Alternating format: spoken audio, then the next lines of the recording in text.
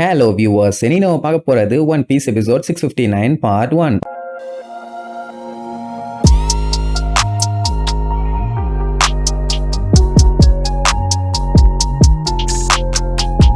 Open பண்ணா போன பாட்டுல பாத்லோமியோ எப்படியோ லூஃபியை மீட் பண்ணான்ல, அவன் லூஃபியோட பேரை சொல்லி கூப்பிட்ட உடனே அவனுக்கு பயங்கரமான ஷாக்கு. உடனே நம்மளும் ஆமா நீ தானே அவன் தானே நீன்னு வந்து பாப்பான். அதுக்கப்புறம் ஐயோ என் பேர் லூஃபி இல்ல லூசின்னு சமாளிப்பான். ஆனா அவன் தலைவரே இப்பான். அதெல்லாம் முக்கியம் இல்ல, என்னால உங்க முன்னாடி நின்னு கூட பேச முடியல, பயங்கர நர்வஸா இருக்குதுன்னு அங்கேயே பொத்துன்னு விழுந்துருவான். உடனே லூஃபி இருந்துட்டு டேய் அப்படி நீ எதுவுமே சொல்லனா நான் போய் ரெபேக்காவை சேரப் பண்றேன்டா, ஏன்டா தேவையில்லாம கூப்பிட்டு வச்சு டைம் வேஸ்ட் பண்றேன்ட்டு அவன் பாட்டு கிளம்புவானா. ஐயோ தலைவரே போகாதீங்க, ஜோரோ சென்பாய் உங்களுக்காண்டி காத்துக்கிட்டு இருக்காரும்பா. ஜோரோவா என்னடா சொல்ற நீ கேட்டா அவர் உங்களுக்காண்டி வெயிட் பண்ணிட்டு இருக்காரு, அதுவும் கொலோசியத்துக்கு வெளியிலன்னு வெக்கப்பட்டுக்கிட்டே சொல்லுவான். நீங்க மட்டும் என் கூட வந்தீங்கன்னா நான் உங்களை கூட்டு போய் காமிக்கிறேன்னு சொல்லிட்டு அப்படியே நைஸா நழுவி ஓடுவான். ஓகே உன்னை நம்பி நான் உன் கூட வரேன்னு அவனை ஃபாலோ பண்ணி பின்னாடியே போவானா. உடனே அவனுக்கு சந்தோஷம் தாங்க முடியல, லூஃபி என்ன நம்பி என் கூட வராரான்னு. அது மட்டும் இல்லாம கிரஸ்ட் மண்டையான்னு சொல்லியிருப்பான், அது நிக்னே மாதிரி சொல்லியிருப்பான். அதுக்குமே அவனுக்கு செம ஹாப்பி. ஐயோ லூஃபி என் கூட ஃப்ரெண்ட் ஆயிட்டாருன்னு சந்தோஷத்துல அப்படியே முக்குன்னு முக்கிட்டு இருப்பான். அவனால ஓட கூட முடியல. ஏன்டா வயிற்று கலக்குதான்னு கேட்டா அதெல்லாம் ஒண்ணு இல்ல பாஸ் வாங்க போலான்னு கூட்டு போவான். அதே நேரம் இங்க ரிங்குக்குள்ள சண்டை இன்னும் பயங்கரமா போய்கிட்டே தான் இருக்குது. மத்தவங்க எல்லாத்தையும் போய் அட்டாக் பண்றானுங்களோ இல்லையோ,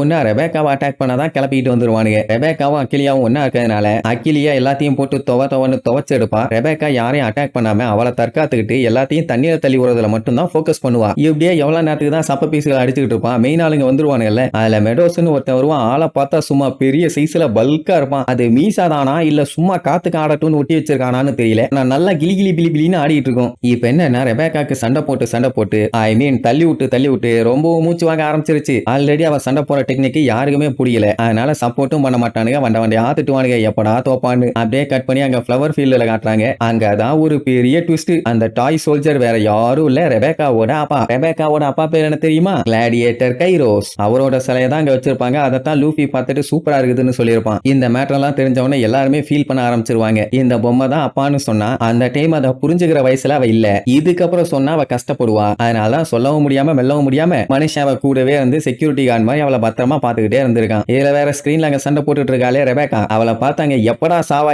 இவ தொல்லை தாங்க முடியல, சண்டை போறங்கிற பேர்ல காமெடி பண்ணிட்டு இருக்கா. இவ ஃபேமிலியே ஒரு ஏமாத்துக்கார குடும்பம், அதைத்தானே இவளும் பண்ணுவா, நரகத்துக்கு போ அப்படி இப்படின்னு வண்டையா திட்டுவாங்க. அப்ப இது எல்லாத்தையுமே கனெக்ட் பண்ணி பார்த்தா ரெபேக்கா கிங் ரிக்குவோட பேத்தி.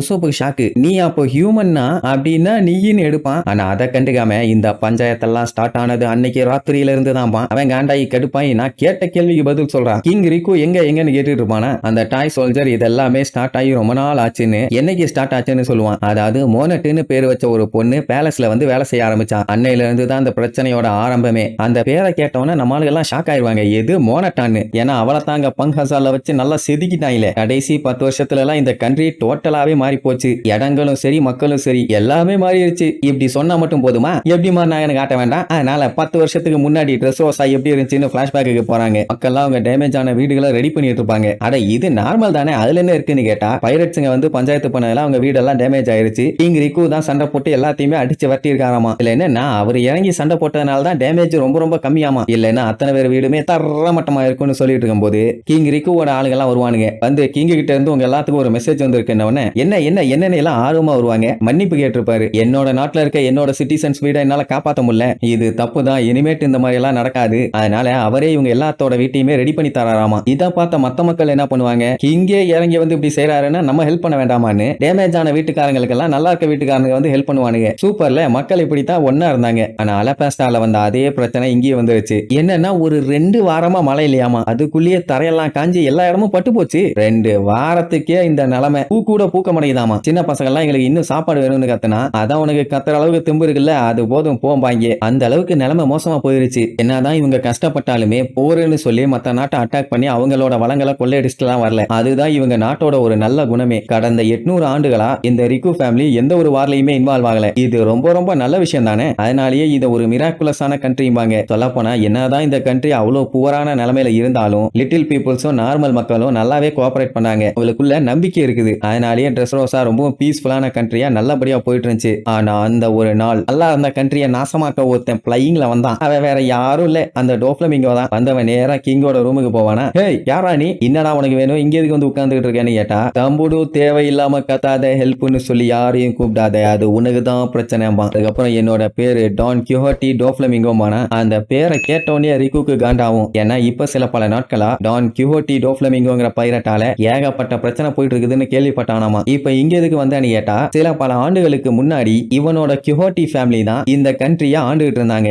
அதுக்கப்புறம் அவங்க கவர்மெண்ட் ஆரம்பிச்சு அதெல்லாம் பிளா பிளா பிளா. இப்போ அந்த வம்சத்தை சேர்ந்த நான் தான் இந்த கண்ட்ரியை ஆளணும், அதுதான் கரெக்ட். நீ எல்லாம் இடையில வந்தவன், அப்படியே இடையில ஓடிரு, ஐ ஆம் பேக் அப்படிம்பா. கிங்க பார்த்துட்டு, டே கொய்யால, நீ டிரான்ஸ்போர்ட் ஷிப்பு பணம் அப்படி இப்படின்னு ஏகப்பட்ட கண்ட்ரியில உன் கைவரிசையை காட்டி எல்லாத்தையுமே செலஸ்டியல் டிராகன்ஸ் காண்டி பண்ணியிருக்க. அது மட்டும் இல்லாம வேர்ல்டு கவர்மெண்ட்டையே பிளாக்மெயில் பண்ணி இவன் வாழாட மாதிரி இருக்கான். உன்னை எப்படா இங்க விட முடியும்னு கேட்டா, இவனை வேர்ல்டு கவர்மெண்டாலேயே ஹேண்டில் பண்ண முடியலையாமா. அது மட்டும் இல்லாம இவனுக்கு செலஸ்டியல் டிராகன்ஸ் நினைச்சும் எந்த ஒரு பயமும் இல்லாமா. ஏன்னா இவனே அவங்கள ஒரு ஆள் தானே. இப்போதைக்கு அவனுக்கு குறுக்க எது வந்தாலும் சரி அதை வெட்டி போட்டுக்கிட்டு போய்கிட்டே இருப்பானாமா. அதனால ஒழுங்கா என் கண்ட்ரியை என்கிட்டயே திருப்பி கொடுத்துரு, இல்லைன்னா தேவையில்லாம இந்த ட்ரெஸ் ரோஸால ஒரு ரத்த ஆறு ஓடும், அதுதான் உனக்கு வேணுமான்னு கேட்டவொன்னே கிங்குக்கு செம்ம காண்டாகும். நீ நினைக்கிற மாதிரி நான் ஒண்ணு டெவில் இல்ல, எனக்கு தெரியும் உனக்கு சண்டை போட பிடிக்காதுன்னு. அதனால இவன் என்ன பண்ண போறான்னா, இந்த கண்ட்ரியை 10 மில்லியன் பெரிஸ்க்கு விற்க போறானாமா. அவட சண்டால பயில இந்த கண்ட்ரியை பணத்துக்காண்டி விற்க போறியான்னு அவர் பயங்கரமா ஷாக் ஆவாரு. அவன் அப்படி பண்ணக்கூடாதுன்னா நான் இதை உங்ககிட்ட இருந்து நான் எடுத்துக்க போறேன்மா. இப்ப மேட்டர் என்னன்னா, அந்த ரிக்குங்கிறவரு மத்தவங்க கூட எந்த ஒரு பஞ்சாயத்தும் வரக்கூடாதுன்னு சொல்லி தான் பணத்தை கொடுத்து போரே இல்லாத மாதிரி சரி கட்டிட்டு இருக்காரு. அப்படி அவன் இந்த கண்ட்ரியை 10 பில்லியன் பெரிஸ்க்கு விற்க கூடாதுன்னா இவரு அவனுக்கு 10 பில்லியன் பெரிஸை கொடுக்கணும். ஏன்னா இவர் சண்டை போட மாட்டாருன்னு அவனுக்கு நல்லாவே தெரியும். அதனால நீ ஏன் அந்த பணத்தை எனக்கு கொடுத்துருங்கிற மாதிரி சொல்லுவானா. அவ்வளவு பணத்துக்கு நான் எங்கடா போவேன்னு கேட்டா, மக்கள்கிட்ட இருந்து புடுங்கு, மத்த கண்ட்ரிஸ் எல்லாத்துக்கிட்ட இருந்து வாங்கு, நீ ஒரு பெஸ்டான கிங்னு ப்ரூவ் பண்ணு, அப்படி இப்படின்னு பயங்கரமான ஒரு கண்டிஷனை போட்டுருவான். இப்ப இருக்க நிலைமைக்கு டோஃப்ளமிங்கோவை பத்தி சிட்டிசன்ஸ் கிட்ட எதுவுமே சொல்ல முடியாது. அப்படி சொன்னா அவன் தான் முன்னாள் கிங்னு சொல்லிட்டு அவனை தான் உட்கார வைப்பாங்க.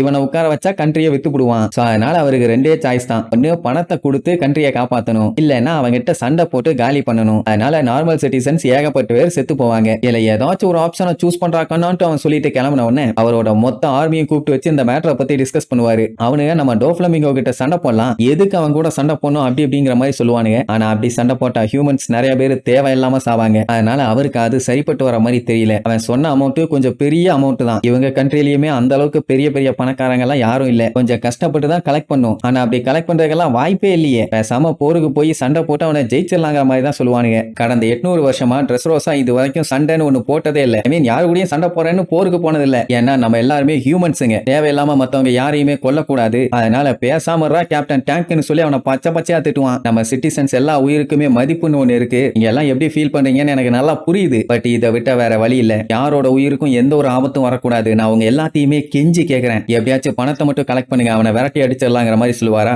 அந்த கேப்டன் டேங்கும் உங்க மேல எனக்கு முழு நம்பிக்கை இருக்குது, நீங்க என்ன சொன்னாலும் நான் அப்படியே செய்யறேங்கிற மாதிரி சொல்லிடுவான். கிங்குக்கும் அப்பதான் கொஞ்சம் நிம்மதியா இருக்கும். ஏன்னா ஏதாச்சும் பஞ்சாயத்துன்னு ஆரம்பிச்சு அவனுக்கு கூட சண்டை போறேன்னு பெரிய கலவரம் ஆயிடுச்சுன்னா எத்தனை சாவு விழுன்னு சொல்ல முடியாது. அதுக்கப்புறம் எதிர்த்து பேசினதுக்கு மன்னிப்பு கூட கேட்பானுங்க. சரி இப்போ பேசிட்டு இருக்கலாம் டைம் இல்ல, எல்லாத்தையுமே பிரிஞ்சு பிரிஞ்சு போய் 10 பில்லியன் பெரிஸ் எப்படியாச்சும் கலெக்ட் பண்ணிட்டு வாங்க. அப்படி மட்டும் பண்ணல நான் பைரட்ஸுங்க நம்ம கண்ட்ரியை சூறையாடிடுவானுங்க. இப்படி பணத்தை கலெக்ட் பண்றதுனால மக்கள் இவங்க மேல வச்சிருக்க நம்பிக்கை கண்டிப்பா குறையத்தான் போகுது. ஆனா இந்த பிரச்சனை எல்லாம் முடிஞ்ச உடனே எல்லாத்துக்கிட்டையுமே மன்னிப்பு கேட்டு மறுபடியும் அதை சரி பண்றதுக்கான வழியை பார்க்கலாம். சோ நம்ம கண்ட்ரியை காப்பாத்த எவ்வளவு பணம் கலெக்ட் பண்ண முடியுமோ அவ்வளவு கலெக்ட் பண்ணுங்கன்னு சொல்லி எல்லாத்தையுமே அனுப்பிடுவாங்க. அத்தனை பேரும் வெறிகுண்டு கிளம்புவாங்க. அப்படியே ஊருக்குள்ள வருவானுங்களா, மக்கள் எல்லாரும் பார்த்துட்டு என்ன நடக்குது, கிங்கோட ஆர்மி இந்த டைம் வெளியில வந்திருக்காங்கன்னு ஒரே குழப்பம். நம்ம டவுன்ல இருக்க எல்லா பணத்தையும் இந்த துண்டுல போடுங்க, இப்ப நமக்கு இதை விட்டா வேற வழி இல்ல அப்படி இப்படின்னு கொண்டு வர சொன்ன உடனே அங்க மக்களுக்கு நம்பவே முடியல. இது மட்டும் இல்லாம இந்த மாதிரி எல்லாம் பண்றீங்களே, உங்க கிங்குக்கு தெரிஞ்சு அவங்கள வச்சு செஞ்சிருவாரு, என்ன திருட்டுத்தனம் பண்றீங்களான்னு அந்த சோல்ஜர்ஸ் ஏதோ தப்பு பண்ற மாதிரி அவங்கள மிரட்டுவாங்க. அவங்களுக்கே கஷ்டமா போயிடும். ஏன்னா இந்த ஆர்டரை போட்டதே கிங் தானே. அந்த மேட்டரை ரொம்ப சோகமா வேர்த்து விறுவிறுத்து கிங் தாமா பண்ண சொன்னாருமா. அவ்வளவுதான். நெக்ஸ்ட் எபிசோட்ல மீட் பண்ணலாம். டாடா.